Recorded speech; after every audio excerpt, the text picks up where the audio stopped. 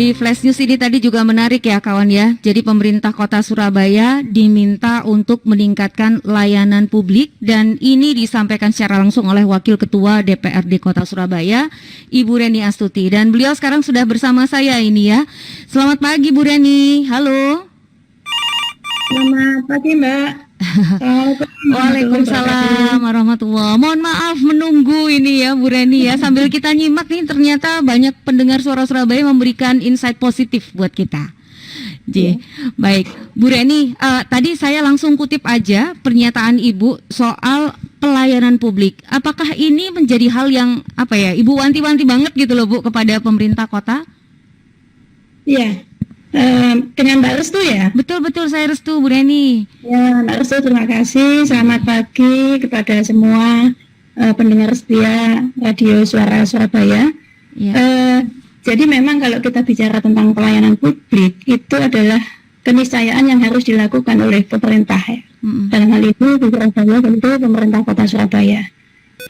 Kami bersama dengan pemerintah Kota Surabaya adalah unsur penyelenggara pemerintahan daerah. Oleh karena itu terkait dengan pelayanan publik ini juga menjadi kewajiban kami di DPRD untuk terus mendorong dan bersama-sama dengan pemerintah kota memberikan layanan publik kepada masyarakat mulai dari sektor kebutuhan dasar, pendidikan, kesehatan, kemudian juga pada sektor administrasi kependudukan, kemudian juga pada sektor perizinan ya di dunia usaha ya, itu semua perlu disentuh dengan pelayanan yang cepat, mudah dan ada kepastian waktu seperti itu. Sejauh ini seperti apa penilaian Ibu? Ya, kemarin saya membuat catatan ya untuk 2021. Saya katakan bahwa pelayanan publik di Kota Surabaya itu membaik ya. Membaik di sini dengan beberapa indikator yang bisa kita lihat.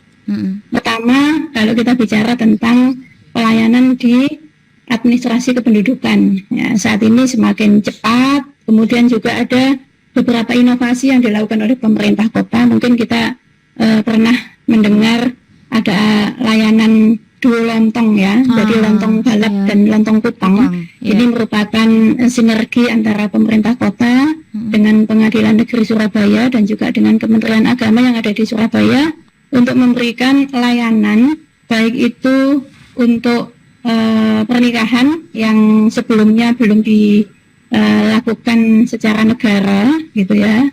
Itu bisa menjadi one gate system gitu dengan tidak ke sana ke sini gitu ya, tetapi satu tempat yang bisa dilakukan di kecamatan, dan ini sangat membantu. Kemarin misalkan ada 105-an pasangan yang terbantu untuk kemudian bisa nikah secara negara ya, setelah ketika sebelumnya secara agama. Kemudian juga pada pengurusan akte kematian diantaranya, misalkan akte kematian ini ada yang 20-an tahun itu belum punya. Sementara saat ini itu dibutuhkan ketika akan mengurus hak waris dan sebagainya. Nah, ini pun juga problemnya karena apa ya Bu ya? Membuat inovasi sehingga kemudian memudahkan. Ini salah satu contoh. Kemudian di bidang yang lain juga ada pengaduan yang saat ini aplikasi Wargaku ya. Walaupun memang ada beberapa catatan yang saya dorong untuk ini terus dilakukan perbaikan agar masyarakat mengadu, menyampaikan keluhannya atau menanyakan sesuatu hal itu langsung direspon secara cepat. Ya, saya melihat ini sudah ada semangat niat baik dari pemerintah kota. Tentu kita akan terus awasi ya, kita akan terus pantau apakah memang pengaduan yang sudah disampaikan warga ini segera teratasi. Paling tidak warga ini mendapatkan respon ya terhadap apa yang sudah disampaikan. Betul. Seperti itu. Bu Reni, tadi Ibu sempat nyinggung ya Bu ya soal ada beberapa dokumen yang lama sampai 20-an tahun gitu ya Bu. Soal nikah, laporan kematian, itu kenapa bisa sampai 20 tahun nggak terbit gitu? Apa ya? Ya, problemnya biasanya salah di antaranya ya kalau yang kematian tadi, masyarakat memang merasa tidak perlu ya. Jadi ya sudah, nggak perlu ngurus akte kematian gitu, seperti itu. Itu pertama. Kemudian yang kedua, persepsi ya. Persepsi nanti kalau ngurus suwe gitu kan. Beberapa kasus kita tahu juga beberapa waktu yang lalu itu kan ada yang kemudian harus menunggu, harus ke sana. Kemudian bagi masyarakat tertentu bisa jadi ketika mengurus membutuhkan mobilitas ke sana ke sini juga membutuhkan biaya. Jadi itu saya kira oleh karena itulah pelayanan publik itu kan pelayanan yang mendekat kepada masyarakat ya, kemudian cepat, kemudian murah ya, murah atau bahkan jika perlu tiada biaya. Ini yang kemudian diperkuat ya. Teman-teman DPRD juga sering mendorong itu dan alhamdulillah Pak Wali Kota terus melakukan inovasi bersama dengan jajaran terkait ya, kemudian memberikan layanan ini kepada masyarakat. Ini saya kira sesuatu yang kita apresiasi. Di samping kemudian di sektor kesehatan saya bisa mengatakan bahwa sistem kesehatan di Kota Surabaya ini membaik ya. Pandemi COVID-19 juga membawa sisi positif ya pada upaya kesiapan ya sistem kesehatan kita. Kemudian juga pada konteks pelayanan kesehatan yang berkualitas dan terjangkau ini juga diupayakan. Pada sisi pelayanan yang terjangkau, saya memberikan catatan baik. Sementara untuk pelayanan yang berkualitas sudah baik, tapi perlu untuk terus dilakukan perbaikan karena ada beberapa pengaduan yang biasanya juga masih masuk ke kami. Misalkan ketika masuk ke rumah sakit, dia sudah memiliki kartu BPJS ya, tapi kemudian kadang masih belum cepat untuk kemudian dilayani. Namun ini kasus-kasus yang bisa dikatakan kalau menurut saya semakin sedikit ya, semakin sedikit. Jadi upaya untuk kemudian memberikan pelayanan kesehatan yang terjangkau dan berkualitas ini terus kita harapkan di 2022 nanti bisa semakin membaik gitu. Jadi pengurusan data kependudukan apa segala macam yang dulunya itu image-nya ribet, sekarang itu enggak ya Bu ya? Enggak. Karena sekarang ada juga melalui RT ya, itu pun bisa ya menyampaikan entry pendaftaran begitu ya. Itu sudah semakin dekat. Atau di kelurahan ya. Ini yang saya kira sesuatu yang perlu kita apresiasi karena juga ini akan membantu pemerintah kota juga ketika pendataan itu semakin memotret ya kondisi fakta yang sesungguhnya, maka intervensi yang diberikan oleh pemerintah kota kepada masyarakat juga akan semakin baik. Contoh misalkan juga terkait dengan data masyarakat tidak mampu. Kita masih memiliki PR juga terkait dengan angka kemiskinan dan juga angka pengangguran terbuka di Kota Surabaya. Ini juga menjadi tugas pemerintah kota bersama kami di DPRD. Oleh karena itu pendataan ini harus terus dilakukan perbaikan ya agar akurasinya bisa kita dapatkan. Kemudian intervensi kebijakan yang akan diberikan oleh pemerintah juga nantinya akan tepat sasaran. Seperti itu Mbak. Itu tadi yang belum saya tanyakan ke Pak Wali ya Bu ya, karena apapun skala prioritas dan mungkin perencanaan kinerja itu kalau tidak ada data yang valid itu kan akan sulit ya Bu ya. Nah, sajian data di pemerintah Kota Surabaya kalau menurut Ibu Reni bagaimana? Ya, saya mungkin mencontohkan terkait dengan angka pengangguran terbuka dulu ya. Ya, karena saya memberikan catatan di 2022 ya terkait dengan penanganan pengangguran, menyiapkan ketersediaan lapangan kerja ini masih menjadi PR kita. Memang betul bahwa pandemi ini menyebabkan jumlah pengangguran juga semakin banyak ya, semakin banyak. Ada banyak yang belum mendapatkan pekerjaan, ada yang banyak juga di PHK, dirumahkan. Kemudian juga yang lulus SMA, lulus kuliah, ya itu juga belum mendapatkan pekerjaan. Ini menjadi PR.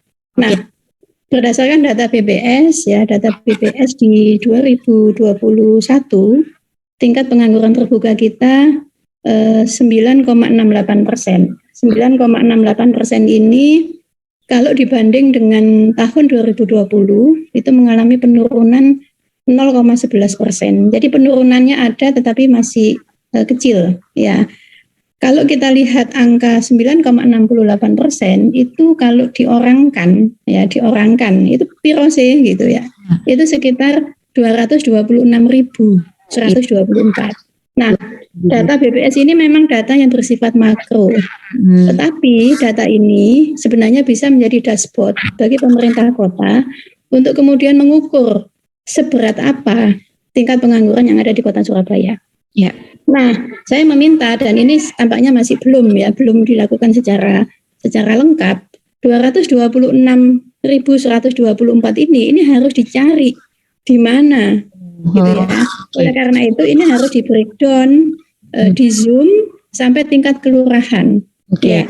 Sehingga ini semangatnya Pak Wali juga ya, bagus kemarin beliau menyampaikan kepada lurah-lurah ya ketika briefing di awal hari kerja ketika dilantik di akhir tahun 2021 kemarin kepada lurah, kemudian pejabat pemerintah kota yang tidak siap bekerja melayani masyarakat, silakan mengundurkan diri, kan bahasanya begitu. Ini kan sebenarnya sebuah semangat untuk ayo kerja, ayo layanan bagi warga Surabaya. Salah satu yang perlu diintaskan adalah terkait dengan pengangguran. Nah, ketika BPS sudah mengatakan 9,68%, maka ini harus dicari ini. Oleh karena itu kemudian lurah sebenarnya tidak hanya angka pengangguran ya, jadi kelurahan bersama dengan dinas terkait tentunya itu kemudian perlu menzoom di wilayahnya, di kelurahannya, piro sopo nangendi iku wong sing durung kerja. Kemudian dia di usia apa tidak bekerja itu. Ya, kemudian juga di sana ada potensi ekonomi apa. Kemudian di sana misalkan ada UMKM-nya apa, atau mungkin ada sektor ekonomi lain yang barangkali bisa dijadikan tempat ya untuk mereka-mereka yang belum bekerja. Nah ini saya kira pendataan ini perlu rigid sehingga kemudian kebijakan dari pemerintah kota bersama dengan bersinergi dengan yang lain, karena pemerintah kota tentu tidak bisa menghandle sendiri ya, perlu juga dunia usaha atau juga mungkin sektor-sektor private ya yang kemudian bisa membantu. Nah, data ini menjadi penting menurut saya. Ini harus segera barangkali seharusnya harus dilakukan segera kepada para pejabat untuk menemukan siapa sesungguhnya warga yang perlu untuk segera dilakukan intervensi. Apakah kemudian nanti intervensinya melalui pendidikan, misalkan Mbak, ada anak lulus SMA, dia nggak bisa kuliah, tapi sebenarnya dia mampu nih masuk perguruan tinggi. Ya ini harus di beasiswa untuk kuliah gitu supaya tidak meningkatkan angka pengangguran. Atau kemudian mereka yang masih produktif tapi tidak punya skill, ya dilakukan pelatihan diklat sesuai dengan kebutuhan dunia kerja. Atau kemudian yang memang kayaknya sulit kalau di pendidikan, di diklat, ya kemudian informal di sini adalah kasih pekerjaan misalkan di pemerintah kota untuk pembersihan saluran, perbaikan dan sebagainya. Atau mungkin ada yang memiliki passion untuk wirausaha, pelaku UMKM, ya dilakukan sentuhan pendampingan inkubasi untuk mereka. Ya seperti itulah Mbak Restu. Bu Reni, rasanya cocok ya kalau tadi Pak Wali itu menyatakan backbone-nya ada di lurah, karena lurah itu harus bekerja sama dengan Dinkes untuk ngecek warganya yang stunting berapa, target penurunnya gimana untuk zero stunting, Dispendik dan juga Dinas Tenaga Kerja seperti yang Ibu sampaikan. Sehingga lurah, jadi pejabat lurah ini sekarang ini pejabat paling ketar-ketir ini ya Bu ya. Iya, tapi kalau berhasil itu wah kebaikannya banyak. Kebaikannya banyak. Saya kira ada bonusnya khusus gitu, pasti ya Bu ya. Ada bonusnya khusus dan itu ada kepuasan tersendiri loh bagi para lurah untuk kemudian bisa membantu warga di garda terdepan. Kapan-kapan kita ngobrol sama lurah-lurah Surabaya ya. Bu Reni, bagian yang terakhir, karena saya lagi ngobrol dengan Ibu anggota Dewan. Nah, fungsi dari Dewan sendiri itu kan ya ada anggaran, ada pengawasan. Nah, dari sisi pengawasan kinerja pemerintah Kota Surabaya, support dan pengawasan seperti apa Bu yang akan dilakukan, dan DPR sendiri komit ya agar ini semuanya on the track. Iya. Jadi semangat kami, karena kami sama pemerintah kota adalah unsur penyelenggara pemerintahan daerah ya, maka kita bersinergi ya sesuai dengan tupoksi kita masing-masing ya untuk kemudian melayani warga Kota Surabaya.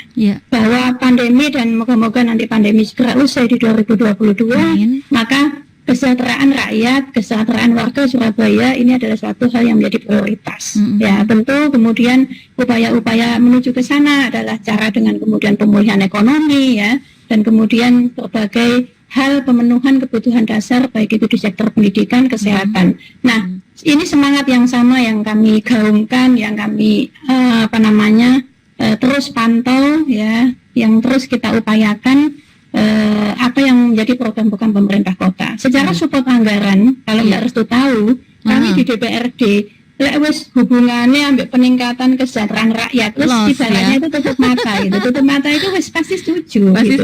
Yang penting adalah yang penting kemudian kami juga melakukan evaluasi sebagai bentuk pengawasan kami dengan rapat ya, dengan pendapat dengan OPD terkait. Misalkan seperti apa nih perjalanannya anggaran ini ya, target yang sudah dilakukan apakah sudah tercapai, kemudian problemanya apa, kendalanya apa. Gitu. Kemudian yang kita juga lakukan adalah kita mendengar dari masyarakat. Ya, kita tidak hanya kemudian menerima begitu saja laporan-laporan dari pemerintah kota atau dari itu penting, tetapi juga dengan masyarakat ya. Teman-teman kami di DPRD punya akun masing-masing. Ada juga yang kemudian kita secara kelembagaan. Kami kemudian di komisi, kemudian di fraksi ya. Maka pengaduan masyarakat adalah salah satu tugas kami untuk kemudian menindaklanjuti. Jadi terima kasih juga kepada SS yang biasanya juga menyampaikan apa yang menjadi suara-suara masyarakat. Ini juga menjadi feeding buat kami ya, menjadi umpan bagi kami untuk kemudian kita bisa mengetahui ini loh problem yang saat ini ada di Kota Surabaya. Ataupun juga masyarakat langsung juga bisa ke kantor dewan secara kelembagaan atau kepada masing-masing pimpinan atau anggota dewan. Itu yang kemudian kita terus melakukan pengawasan, Mbak. Jadi kalau supportnya luar biasa lah teman-teman. Iya.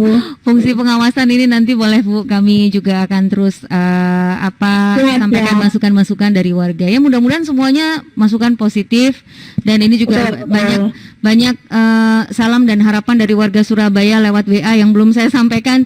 Ini untuk teman-teman DPR juga semangat terus dan selamat tahun baru katanya. Terima kasih kepada semuanya. Sama-sama Ibu, saya akhiri dulu ini perbincangan kita pagi ini. Kapan-kapan kita akan ngobrol lagi dengan suasana yang jauh lebih baik lagi ya Bu ya. Matur nuwun. Salam ya Mbak. Salam buat teman-teman yang ada di studio. Ini sudah tersampaikan. Ada Mbak Aini, Mbak Widya dan juga ada Mas Isa. Keren studionya, aku lihat. Aja udah tambah. Ini ya belakang ya. Saya sampai nggak sadar ya. Matur nuwun Bu Reni, sehat selalu. Assalamualaikum. Waalaikumsalam warahmatullahi wabarakatuh.